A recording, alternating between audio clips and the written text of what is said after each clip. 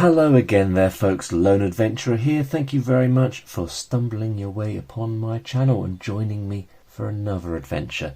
Today I'm going to be playing through a game called Dwarf Mine, which is a roll and write, print and play game that you can get yourself on itch.io or drive-thru-RPG. There will be a link down in the description below if you want to check it out.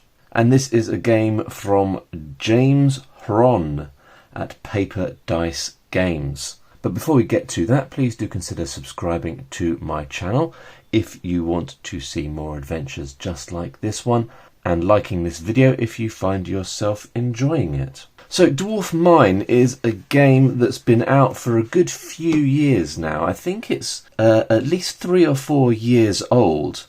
It's a game that is well supported. James is very active. If you drop a comment or a question on the itch page or on Board Game Geek or wherever else, he will pop up in order to answer that question. And quite a few expansions have been developed for the game. Yeah, we've got a few listed at the back here. We've got the Barrier Mountains expansion, the Magestone Mountain expansion, the Underdark expansion, and there is a new expansion that was released very recently. I think it's something like the Artifacts expansion. And when James released that new expansion, he sent me a copy, and that reminded me that I had already purchased the game and had it in my vast files on my hard drive of games that I haven't been able to check out yet. But Dwarf Mine was one that I really wanted to take a look at because it's the sort of game that we cover here on the Lone Adventurer channel. I like to cover a sort of a range of different games, and we hadn't covered one like this for a little while. So Dwarf Mine is a game where you are a dwarf leader leading a band of dwarfs, dwarf miners as you would imagine, and you are the owner-operator of a great mine. The aim of the game is to gain prestige points for your mine. So eventually your mine will fall, as all great mines do, and when it does, you want to have your prestige as high as possible. So here is a game that I played earlier. Here's one I made earlier. And this is the layout of my mine that I was drawing as I played. And this is the tracker sheet where you track what exactly is going on. The tracker sheet has a mine history section, and as you are playing you can optionally sort of journal here. You can describe the events that are happening as time passes in your mine. I was quite clinical about how I used this section. I just recorded what I was mining, what enemies I was encountering, and the occasional other little bit of information like how I went when I went down an additional level. But I wasn't really treating it as a sort of a little narrative journaling exercise, but you totally can, and I'm sure some people do. So we've got a little rule book here. I think really this could be printed out at a larger size, at letter or A4, but being a bit tight with the paper, I chose to print it out at A5, essentially like a little booklet. I apologise, that has made the text quite tiny. I think possibly there might be room here for a booklet specific file to be included with the downloads, because you can see that it could easily have been larger and taken up more room. Maybe I could have made that work myself, but I wanted to do it quickly. When we get to these tables here, the text is very, very tiny. I'm no layout pro myself, so I don't want to be overly critical. So as we are playing this game on camera, I'll read stuff out to you. Apologies that it is so tiny and you might not be able to see it yourself. Them's the breaks. I wanted to print it out at A5, and that's the way it goes. Right, let's not waffle too much. I need to get us a fresh sheet, which I have right here. Alright, so let's take a little look at this mine tracking sheet. We have got spaces for a name for the mine, a dwarf leader, then the level of the mine, which is, I don't know whether that feels slightly redundant, because you can see the level of the mine down the side of your sheet here as you go, and I found that I was generally quite aware of what level I was at. But we've got a mine level, we've got a place to track the total population of dwarves in the mine, and that is essentially like the health points of your mine. The higher it is, the better, and if you hit 0, your mine is no longer and the game has ended. The mine prestige, which we've already discussed. The attack die, so when you're in combat, you roll a die to attack, and we start off with a d4, but as we improve our mine, the attack die that we can use increases. And then over here we have got a couple of areas in which to track the stuff that we are gaining, the stuff that we are mining that we can spend to do various things, primarily gold and ore, but also other bits and pieces that we can track in this other resources section. So we need to track a couple of things here as part of setup. We've already marked on our attack die. So all dwarf mines start with 20 gold, 20 population, and attack die of 4. So we need to mark 20 gold, 20 population, and we've already marked our attack die. Dwarf Mine comes with a couple of little expansions in the base game. The expansions are Mountain Creation, More Than a Dragon, Bloodlines, and More Rooms. And I think we're going to use a couple of these in this playthrough video. So Mountain Creation expansion sort of creates a couple of unique aspects to your mountain. So we'll be rolling for caves, and then we'll be rolling for the mountain's treasure. So for caves, it says hold 4d4. I don't have 4d4. Have I got 4d4? I've totally got 4d4. Hang on, let me find some more dice. Right, so I've got my 4d4. Drop the dice from here, about 5 inches. Then the ones that went off we need to do again. Interesting. If they are a 1, it will be a small cave, 2 is a medium cave, 3 is a large cave, and 4 is gargantuan. And we have got a good range here actually. We've got a medium cave here and here, a small cave down here, and a large cave here. And just to be clear, the caves that we are drawing will be inaccessible. So there'll be sort of dead spaces within our mountain that we cannot use to build rooms and to improve the mine. I'm still not 100% sure how this works. Alright, I've had a little pause there because it took me a little while to wrap my head around how to draw the caves. I suspect I've worked it out. I've drawn on 2 of the caves and we'll do the other 2 together. So this one here is starting from this point. And we rolled a 3, which means it's a large cave, and we're going to roll the dice 3 times to establish the size. So we roll it once, and that's a 4. So that means we're going to, because it's the first roll, it means that it's going to be 1 square in the direction that the dice indicates. And a 4 means that we're going left. Up is 1 means up, 2 means right, 3 means down, and 4 means left. So that's going to include that square there. So we're going to go up to there. Next roll. 1 means going up, and that's going to be 2 squares, so it's a second roll. So we're going to be going up to the line there. And then the third and final roll is a 3, which means right, which means we're going to be going 1, 2, 3 to the right, which means our cave is going to be up to there, over to there, and over to there. I think that is how it works. And so that is a dead space that we have to consider. And then we need 1 more up here. This is a medium cave, so not very big. We will start that off approximately there, or exactly there. 4 means it's going to go 1 to the right,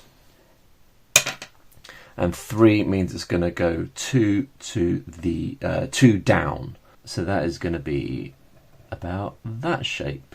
So that's probably the most irritating one, because that is right bang in the middle of that great big area in the middle of our first level. Okay, so we've got our caves, and the other expansion we're going to use is the bloodlines. Oh, wait a minute. No, we've got to also get the other part of the mountain creation. So the caves are the negative. Those are areas we can't draw. But then you also get a positive, which is mountain treasure. And for this, we're going to hold a D6 above the mountain. And this will determine where the treasure is and what the value is. Oh, let's try that again. Keep trying it until it lands on the mountain. Sorry that that's so loud. Oh, so that is, I think we're going to have to take that. I mean, it's a 6, so I'm guessing that's good. It is. But it's very far down, so that means that it's going to take us a while to get to it, if we get to it at all. So a 6, we've got a little treasure table here, and a 6 means we roll again for 2 treasures. So let me just mark that on, and then we roll twice. A 3 gives us 2d6 gems. This is pretty big. 6, 10 gems. That is quite a haul. And then the other one is going to be the Eye of the Mountain. A gem worth 2d6. 2d10 prestige. So 2d10 prestige. That was 4 and 3, so 7 prestige. Right, so we've got the treasure marked on there. And then presumably if we build a room or a hallway or a ladder over that space, then we get the treasure. So that's probably going to be worth burrowing down to level 3, 4. But the thing about level 3 is there's a risk you will come across a dragon. Level 4, sorry. So the other expansion we're going to use is the Bloodlines expansion. The Bloodlines expansion allows you to create a unique dwarf leader. First, you will randomly determine the dwarf's name. Secondly, you will determine what unique ability the leader gives your mine. Alright, so we're going to create the name. 3 means that the first name will be a prefix and a middle. Well, then we need a D20. This is quite elaborate. Gimfim. Fantastic. So our leader is going to be Gimfim. And then the last name is going to be a middle and a suffix. So the last name will be Harzak. That's cool. Gimfim Harzak. And let's find out what ability Gimfim is going to give us. So we roll D20. We got 20. I'm not sure I want to have 2 abilities. So if you roll 20, you get 2 of the abilities, but that's too much for me to think about right now. So we'll go for 4. Gem Cutter. Your mine starts with 3 gems. That is definitely a bonus. So thank you, Gimfim, for allowing us to start with 3 gems. We'll pop those in the other resources section here. We need to mark our current level. We need to write our mine age. So we're starting in mine age 1. Oh, and we need a name for the mine. I'm not very good at names. I quite liked having the dwarf leader random generator. I would definitely take a random name generator for the mines. Oh, we've got a random room name generator. I reckon we could use that. I'm going to roll on a couple of these tables, see what names we get. We've got this hovels list. A hovel is one of the room types. Hearth. And then we've got this prefixes.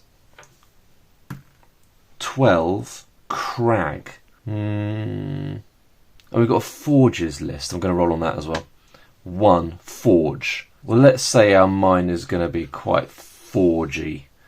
Let's call it Crag Forge Mine to start with. And with all that done, we are ready to play. Now, as we are playing, we will have our turn. And in our turn, we can build rooms and we can use rooms. And then after that, we will do a treasure roll and a combat roll. And there might be some persistent events to deal with after that. But that is it. Your turn, treasure roll, combat roll, occasional persistent event, back to the start. So the gameplay loop is very straightforward. And once you get into it, it's a very quick playing game. I'm going to try and play a whole game on camera. We will see how that goes. Should be okay. So we're going to start our first turn, and we're probably going to want to start by building some rooms. So these are the basic rooms that we can build. We've got the barracks, the hovel, the ore forge, gem cutting room, mithril forge, and then over here, prestige room, tombs, trading post, war room, and sculpture room. There are other rooms in one of the expansions that are included in this base game, but I'm not going to think about those for the time being. We'll stick with these simple rooms. So each room has got a size and shape. So for example, the barracks is 3 by 2. It's got a cost. The barracks costs 3 gold. Might have some special information. So for example, the barracks, you can have no more than 5, and then you've got a benefit for each room. Now the barracks increases the mine's attack die by 1 on the die chain. So if we were to build 1 barracks, our attack die would go from a D4 to a D6. So we'll be building those quite quickly. And a hovel means that each turn our mine will gain 1 population. So those are pretty important to get in early as well, I think. And you can only have 5 hovels. So we're totally going to start off by building a barracks and a hovel. And I suspect that quite a few people start off by doing those things. So a hovel is 3 by 3. Oh, I'll tell you what we could do. That would be quite sneaky. We might start off with a barracks, because a barracks is 3 by 2. And I could get a barracks up here in this little spot here. You can't put rooms directly against each other. And I would imagine that works for caves as well. So I couldn't put a 3 by 3 hovel up here because it would butt up against this cave. But I could put a barracks. So we'll do that.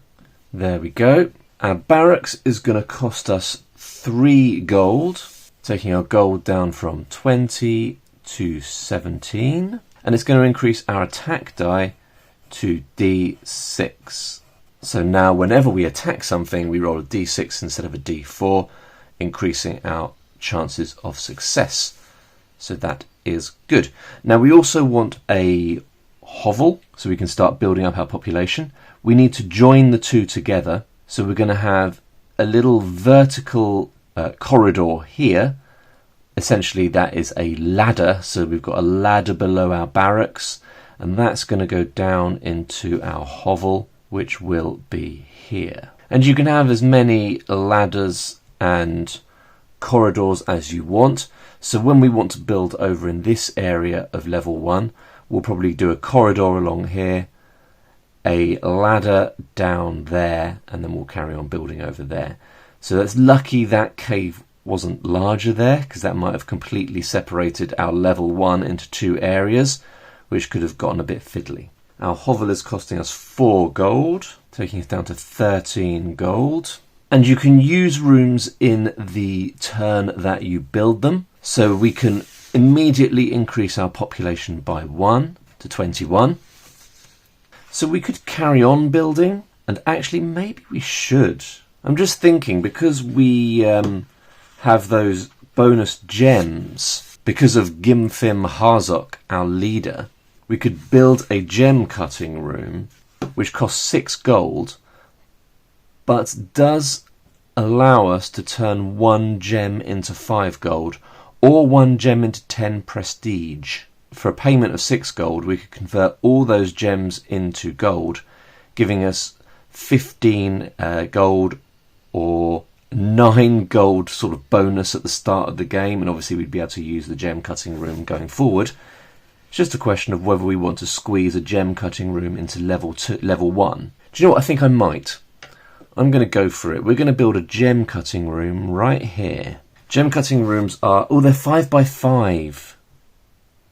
So I'd have to build it over there. And then I wouldn't be able to build anything in between, because there wouldn't be room even for a barracks. Okay, scrap that. We're not going to build our gem cutting room quite yet. We might soon. We might. Just not in round 1. So building is done. Using the buildings is done, because we used our hovel. So we're going to turn to the Mine Level 1 tables. So apologies for the size of the text, but I'll just bring it up so you can have a little look at some examples. So when we roll for treasure and roll for combat, we're rolling 1d8. And we're adding on the mine age. So the mine age at the moment is 1, so we're only adding on 1. But as we rapidly go through the ages of the mine, it means that the results will be greater and greater, which means that the treasure that we get will be better, but that also the enemies that we face will be more challenging as well. So for example, if we were to roll a 7, on the treasure roll we will have mined 1d6 gold and 2 ore, and if we rolled a 7 on our combat roll, we would be facing a goblin tunnelling party, which has 4 health and does 1d4 in attack. So that's what we're going to do right now. We're going to roll our d8, we're going to add on 1, and that will give us the treasure that we are acquiring. 2, not great. We have mined 3 gold, so we'll increase our gold to 16. Then we're going to roll for a combat encounter. 4 plus 1 is 5. Gives us a goblin tunnelling party with 4 health and 1d4 attack. So I've drawn a little bar here, as is my wont, with 4 points to represent the 4 HP of the goblin tunnelling party, and we'll cross those off as we do damage to the goblins. So combat is resolved with simultaneous attacks. The mine will attack the enemy and the enemy will attack the mine. So we are going to roll our 1d6 for our attack, and this will indicate how much damage we are doing. So it's basically just damage. You're just doing damage to each other. You're not trying to roll above a certain amount. You're just rolling for damage. So 4, we've done 4 points of damage, so the goblins have been defeated quite easily. They still get to do damage to us as part of this round of combat. So we will roll a 1d4, and they're doing 2 damage to us, which means that our population will go down by 2 from 21 to 19. And the combat is over and the round is over. So that's it. That is our first round done. So we're going to move from age 1 to age 2, and then we need to decide if we're going to build any more buildings. I think we probably should. You want to keep your mine sort of developing, and I think we're probably just going to keep on building hovels and barracks for the time being. I think it's good to get a few of those in place. And there was another room I built early on in the last game, and I quite liked getting that in place, so I might do that as well if we can afford it. We'll just go for a barracks. And remember, our barracks is going to cost us 3 gold, taking us back down to 13. And do we want to push on and build another hovel as well? Or do we want to build the room that I was just thinking about? Yeah, this is what I'm going to do. I'm going to build a tomb. So a tomb allows you to sort of gain an advantage from the great warrior miner dwarves who have died in your service. And it pays, I think, to get this in early, because it means you can start counting your dead, essentially, and gaining a advantage in prestige at the end of the game, depending upon how many dead dwarves there are. So 10 dwarves can be buried per square in a tomb, and we would gain 1 prestige per full square in the tomb. And it costs the equivalent in gold to the length of the tomb, and I think it has to be 2 high. So we're going to squeeze it up here, and we can go 1, 2, 3, 4, 5 squares in length, and that would cost us 5 gold. Notice that rooms can, I believe, go up against the edge of the drawing space. So they can't go up against the edge of each other, but they can go up against the edge of the drawing space. And then we need a little ladder here to get up to this tomb. Then we need to subtract 5 gold. That's taking us down to 8. And we need an area to track the dwarves in the tomb. So I'm going to create a little fallen heroes section up here. Heroes, as we know, has an E in it. That's just a little test to see whether you're paying attention. And now every time one of our dwarves dies, we can track them up there. Right, we've still got 8 gold. Do we want to build something else? We could sneak in another barracks there, but I don't think we need it quite yet. We could put a little hovel over here, which would cost us another 4 gold. I think I'm going to do it. We'll put a hovel over here. I think I'm being more brazen with my building than I was in my first game. There's no point in having gold burning a hole in your pocket. You might as well just build. Build, build, build. There we go. We need a little combination corridor ladder there to connect the two. So our new hovel is costing us 4, taking us down to a measly 4 gold. I started to do hatching or dash the green dead space stuff there, and then I realised I might want to tunnel down from that hovel, so I stopped. And that's the story of why there's just a little bit of that. Okay, we need to move on to using the rooms, and the only rooms we're using are the hovels, and the hovels are increasing our population by 1 each. So our population is going up by 2, back up to 21. And you can see why it's important to get those hovels in place, because the enemies could kill you if you had a particularly unlucky round of combat. Okay, so we're going to move on to the treasure round. We're in D8, adding on 2 this time because we're in age 2 now. 4, 5, 6. We've mined 1 D6 gold and 1 ore. That's better. That's a big roll here. 2, that's not a big roll, but that's taking us up to 6 gold. And now we have 1 ore as well. So ore can be used for a couple of different things that we will get to at some point. But we need to do a combat roll, don't we? 4, 5, 6 gives us a dire wolf. 4 health and 1 d6 attack. So let's roll for our attack first. 2. So we're not finishing the dire wolf off in 1 round. And then the dire wolf, it was 1d6 attack. 5. See, it could very quickly, your fortunes could change. 5 takes us down to 16 population. Then we're going to attack again. 3. So we are finishing off the direwolf in that second round of combat, but they get to do a second attack. 4.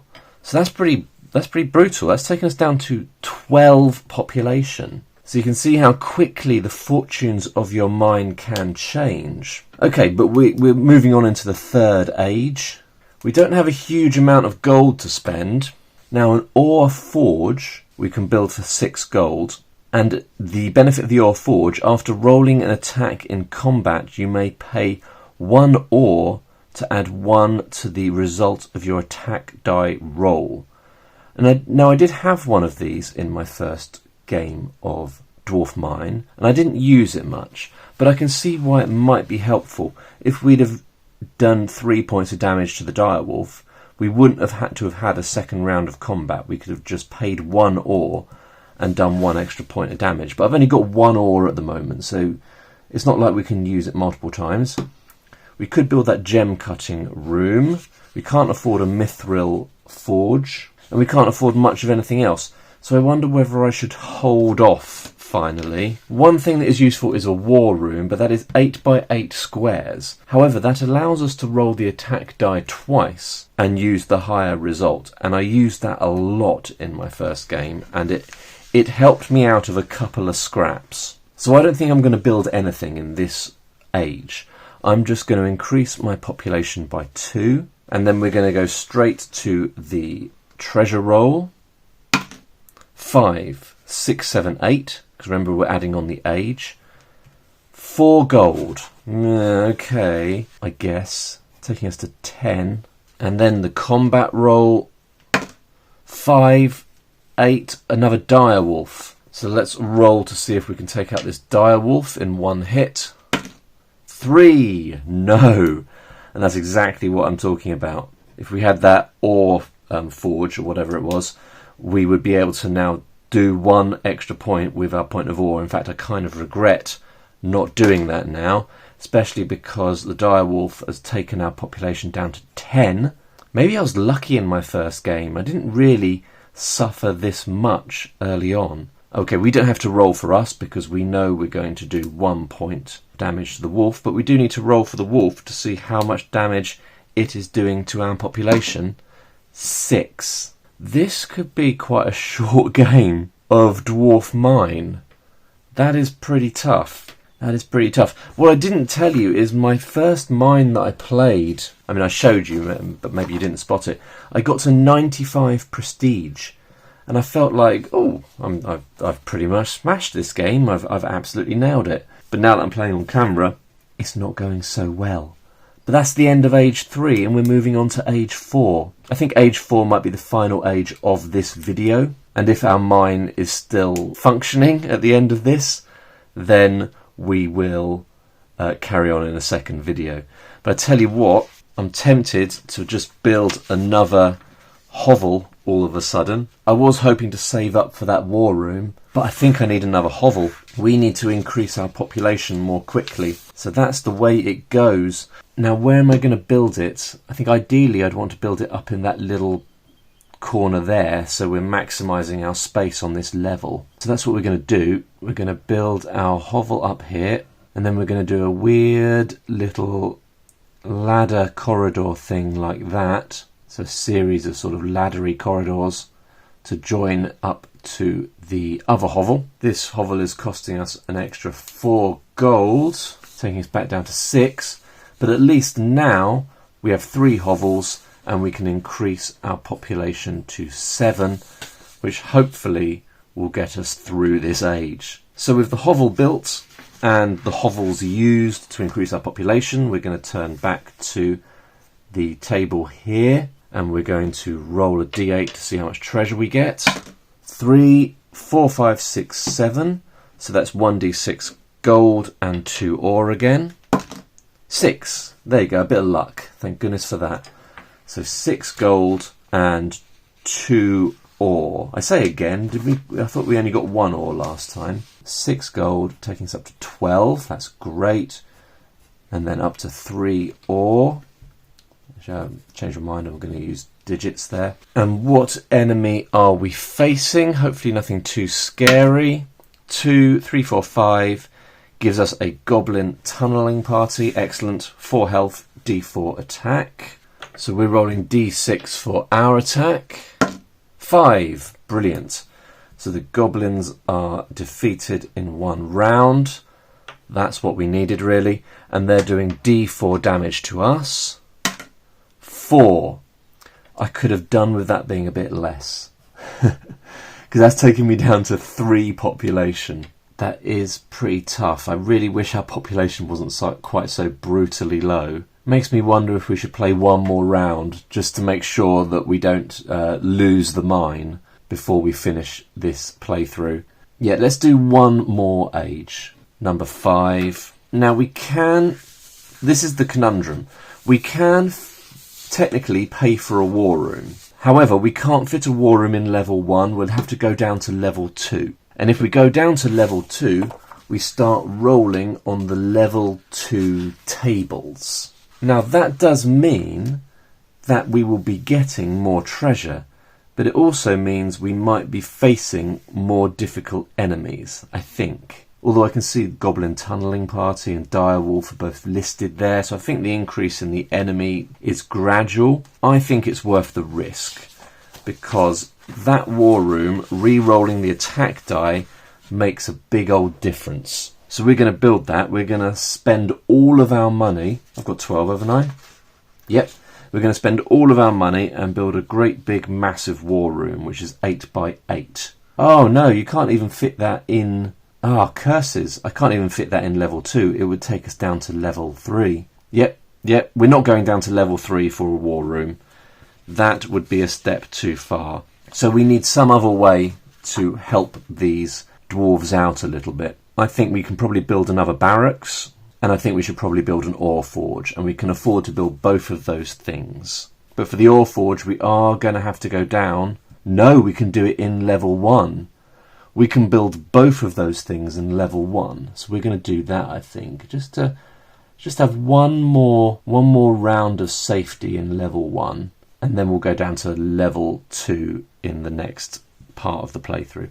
So that's going to be our new barracks. Over here, that's going to be our ore forge. So the ore forge is a 1, 3, 5 structure. So 1 square with 3 squares directly below and 5 squares directly below that. 6 for the ore forge and 3 for the barracks. So we need to connect up the barracks there, connect up the ore forge. We'll do that from the top like that. And that's going to cost us a total of 9, taking me down to 3 gold. And the barracks is going to take us up to a lovely D8 for combat rolls. And we're going to hope that that works out for us right now. Or we need to increase our population. That's important, isn't it? So we're increasing our population by 3 up to 6. And let's find out, well, first of all, what treasure we're getting, but then what enemy we're facing. 2 plus 5 is 8, means we're mining 4 gold, taking us up to 7.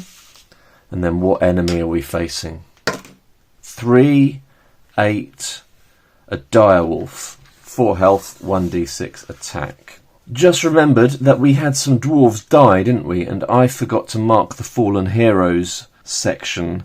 I'm not sure if I've done that twice because it was a while ago we did the tomb, but we'll just mark this one. So when we went down from 7 population to 3, we should have put 4 heroes in our tomb. And now we need to fight this direwolf, and for us we're rolling d8.